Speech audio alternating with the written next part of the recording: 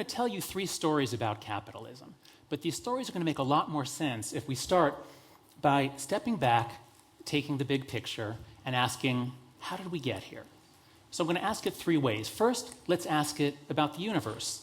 So we pose this question to our astrophysicists, and they tell us about the Big Bang, about the expansion and cooling of the universe. Now, they may not agree on all the details, but their disagreements are scientific disagreements. They're not moral disagreements. People work together. They're making rapid progress. All right, let's zoom in. Let's ask it about our species. How did we get here? So now we turn to our paleontologists and evolutionary experts, and they tell us about the 6 million year story of the hominid family tree. They tell us how our ancestors came down from the trees, we became bipedal, we mastered tool use, we became hunter-gatherers. But now here you begin to see some intrusions from morality, because evolution has always been controversial. Scientists' beliefs about race and gender, for example, have influenced their thinking about evolution from Darwin's time to ours. But these intrusions are relatively small, and this scientific community is also working well, making rapid progress. All right, let's zoom in one more time. How did we get here to our modern societies? How did we get to New York and London and Zurich?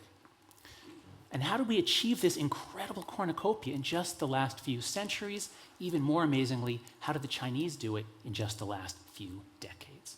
So now we turn to our economists and our historians to explain to us how we got here. But now the morality and the politics are right there on the surface, because the scholars themselves tend to be either fans or critics of capitalism. And if you know an economist's political leanings, you can make a fair guess on what they think about questions like austerity versus stimulus. And this is even more true of our political leaders.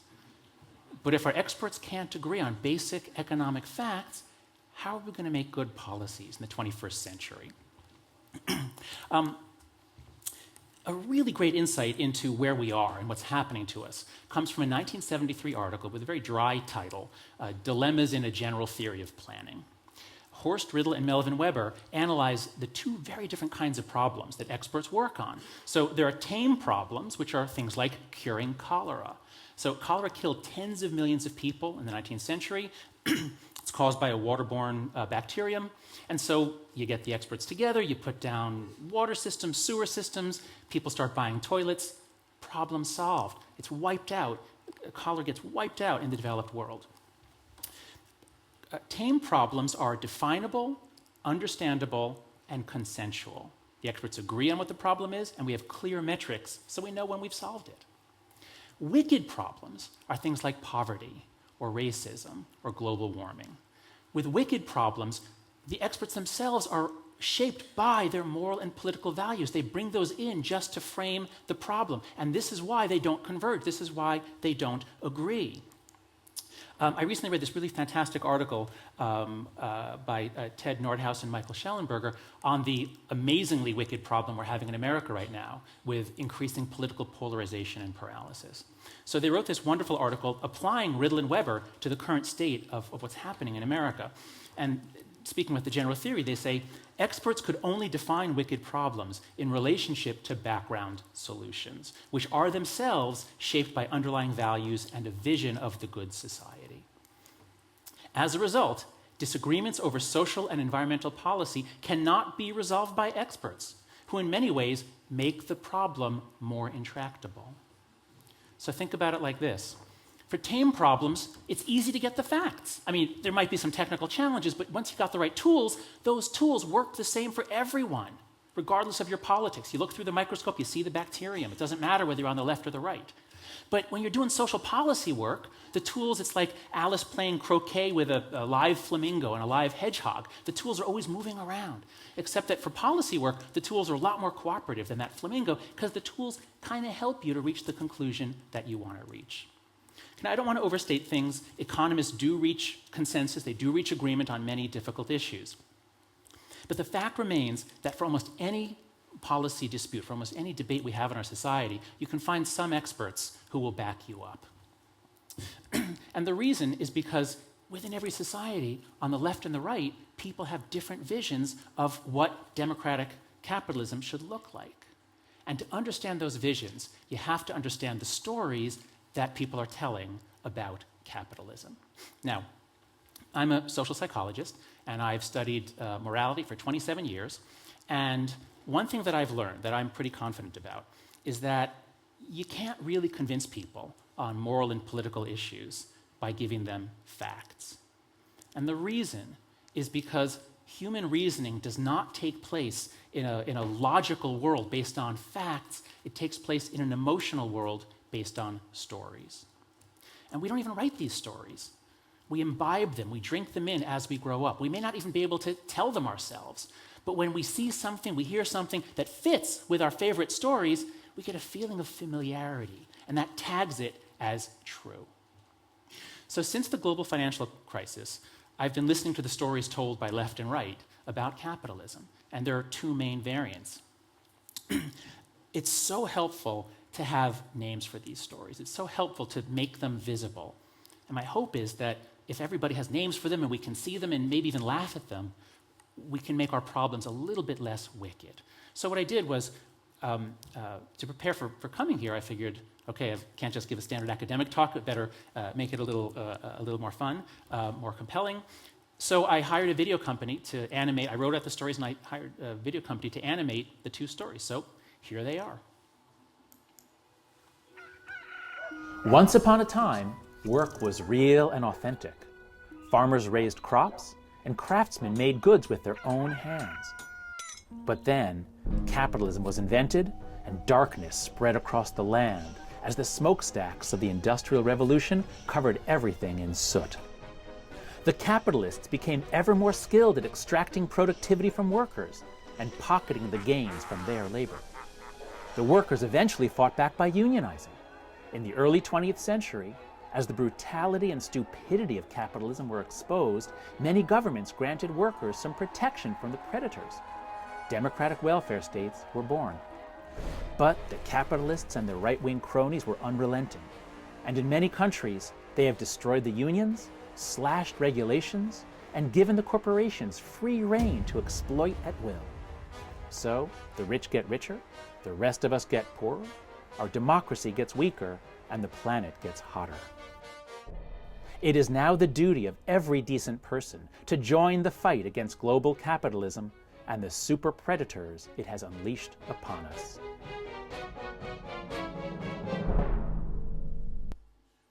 So what do you think? Does that feel true? Does it feel familiar and true, or does it feel strange and vaguely irritating to you? Here's the second story. Once upon a time, almost everyone was a peasant, a serf, or a slave. Kings and feudal lords took most of what people produced, so nobody had much reason to work hard. But then, in the 17th century, capitalism was invented and the liberation began. In England, Holland, and America, they discovered that when you give people property rights, the rule of law, and free markets, you turn on a switch in their hearts. People want to work when they can keep the fruits of their labor. They want to invent new products, provide for their children, and be useful to others. Free market capitalism enables them to do these things. In the 20th century, some countries embraced communism and centralized planning, always with the same result: shortages of everything, including food and freedom. But countries that embraced capitalism have grown prosperous in a single generation. Yet, despite the evidence of history, the left-wing egalitarians are unrelenting, and whenever they get control of a government, their first target is economic freedom.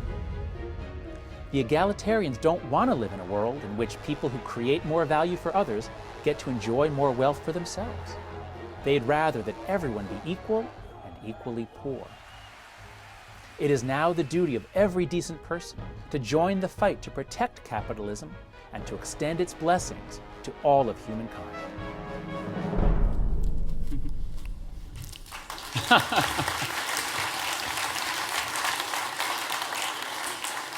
Okay. So I guess in Zurich, is that second story more popular? Is this a very capitalist city? So these stories resonate or they don't resonate, but they shape the mental space within which we do our thinking, because what we believe drives what we perceive. So here's a very simple demonstration. What do you see here? Do you see a triangle sitting on top of 3 circles, or do you see 3 partially eaten pizzas? Okay. This effect is so compelling because most people can make out the edges. Can you see the slight edges of the triangle even between the circles? Nod your head if you can see those edges a little bit. Okay, now watch. I'm going to make them go away just by covering up 2 of the circles because they're not really there. Your brain is guessing that the most likely thing out in the world that would cause that is a triangle on 3 circles. And so then your brain tries to confirm the guess that it just made. And we're usually pretty good at confirming our guesses as long as there's any ambiguity. Again, what we believe drives what we perceive. This is the basic idea behind the Rorschach Test. The idea was if you give people an ambiguous figure, all their unconscious stuff is going to project out onto this ambiguous figure. That was the idea. Now, it turns out the Rorschach Test doesn't really tell you much about the unconscious, but I made a better Rorschach Test. Ready? What do you think? Is that the world's greatest economist who wrote the world's most important book, or is it just another left-wing it's just another left-wing academic justifying high taxes on the rich? If you read the reviews of Piketty's book, well, if you know the politics of the reviewer, you kind of know what the review is going to say. So again, what we believe drives what we perceive. There's a great example of this from Paul Krugman. He's been pulling his hair out at some of these European leaders who seem wedded to austerity despite what he believes is the overwhelming evidence that it's a bad idea. And after years and years of writing these columns and wondering why do they keep clinging to austerity, he wrote this in a column about a year and a half ago. Some powerful people have a visceral sense that suffering is good, that we must pay a price for past sins, even if the sinners then and the sufferers now are very different groups of people. Some of them see the crisis as an opportunity to dismantle the safety net. So when I read that, I thought, wow, that's really good moral psychology. And then my second thought was, I actually have the data to test that. So I run a research site. I do most of my research at a site called yourmorals.org. We've had almost 500,000 people come take some of our many surveys. And so I looked through some of the surveys on fairness and things like that, and I found 3 items that very closely match Krugman's claims about the psychology driving this. So here are 3 in 3 different colors. When people come to this site, they register as being either very liberal or on the left, using the American word liberal, very on the left or the right, and so that's what's graphed along the x-axis. So the first question, the world would be a better place if we let unsuccessful people fail and suffer the consequences. People who are on the left say, whoa, that sounds terrible. No, I reject that. But people on the right, as you move to the right, conservatives actually agree with that statement. Here's another one. Life would have very little meaning if we never had to suffer. And this is exactly matching Krugman's predictions. Liberals, or people on the left, slightly disagree with it. They're pretty close to neutral. But as you get more conservative, you agree with it more. So Krugman is right. Conservatives do have a more positive view of suffering. And here's the third one. It's usually better to show mercy than to take revenge. Now, here the line slopes down because it's liberals who strongly agree with it and conservatives only slightly agree with it. So if these are some of the differences in the moral intuitions on left and right, how do you think people are going to respond to the question of should we use austerity or stimulus? If you're on the left, it's obvious that we need to bail people out who are suffering, even if they might have contributed partially to their failure. But if you're on the right, it's just as obvious that that would be a disastrous thing to do. You're just going to enable them to do it more and more. No, better to impose some discipline, some strictness, let them learn from their lesson, let them grow from the suffering, and then things will be better in the long run.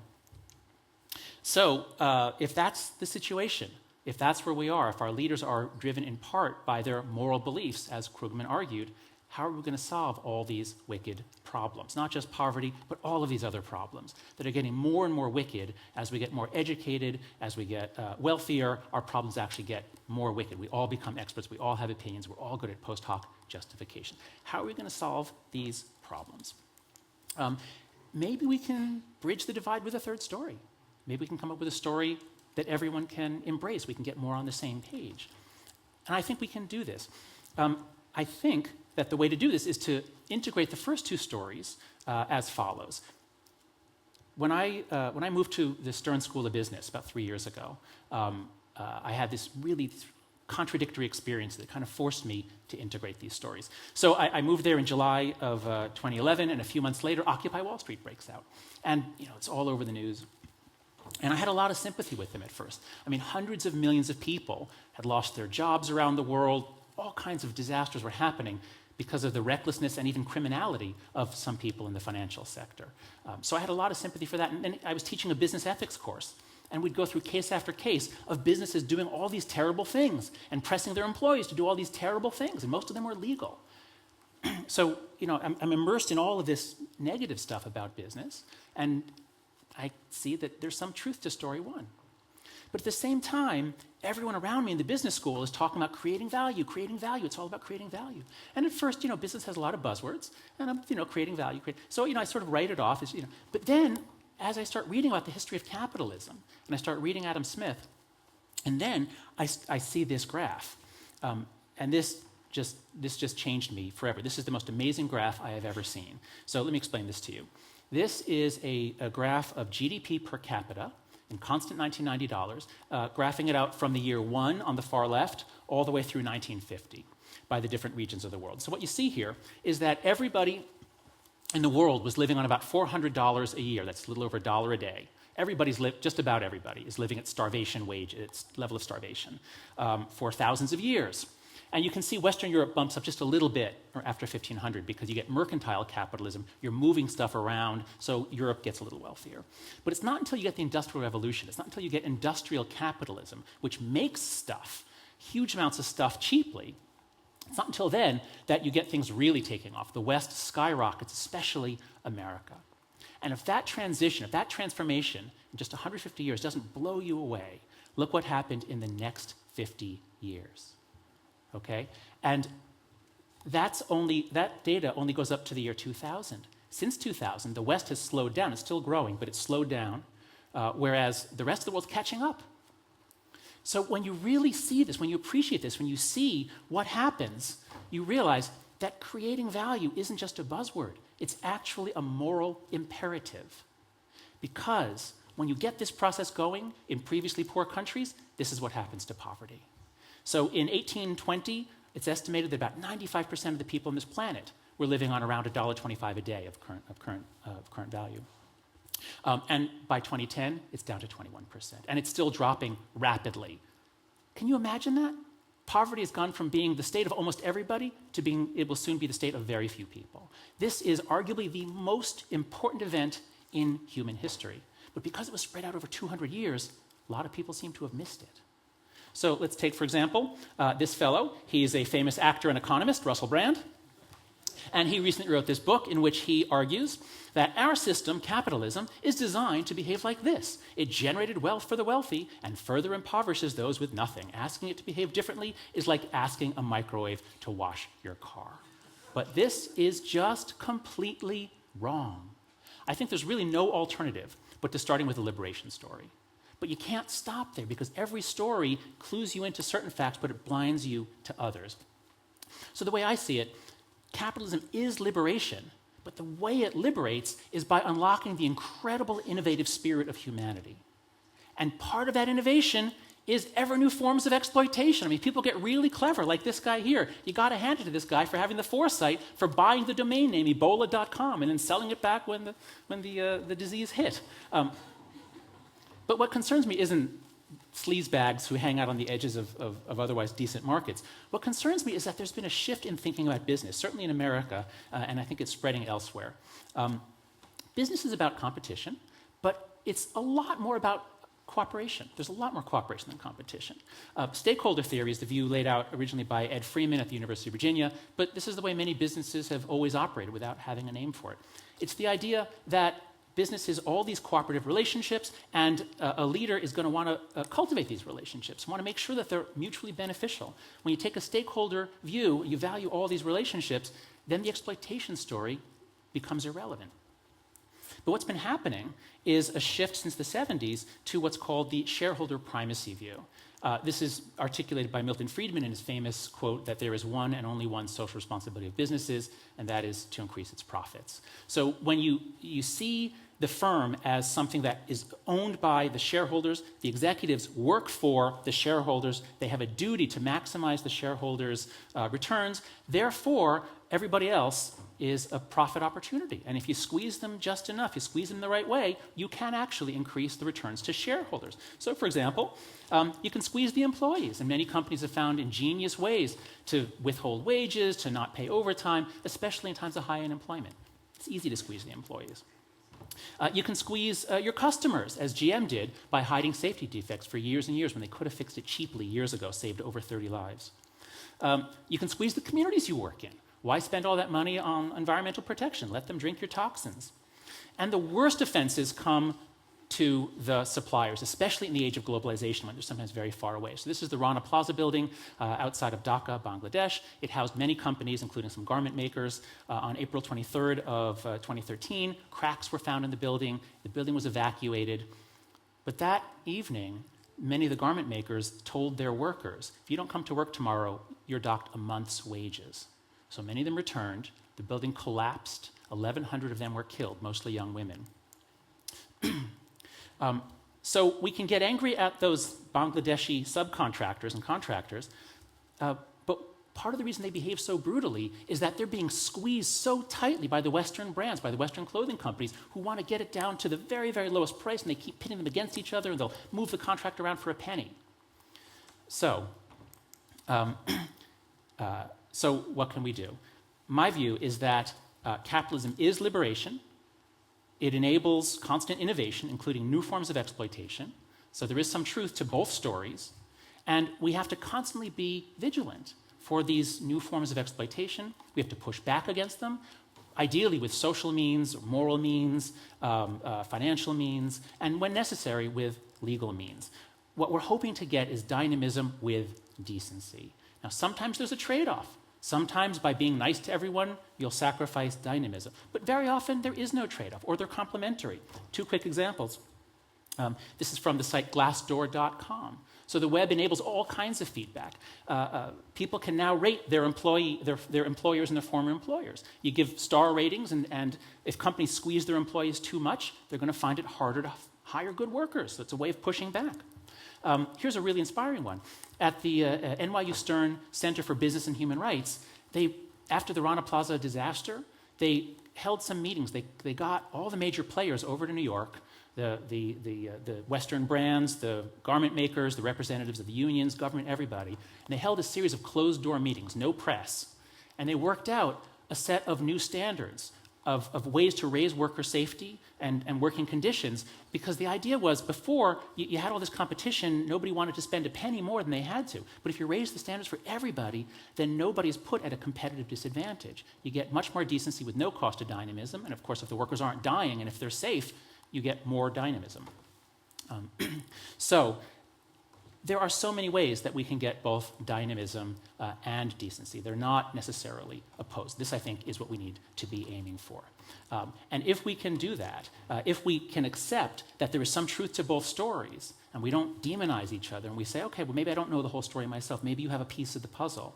If we can learn from other people and come to see this dynamic of dynamism and decency, then our societies will flourish, our journey will continue, and the stars will be the limit. Thank you.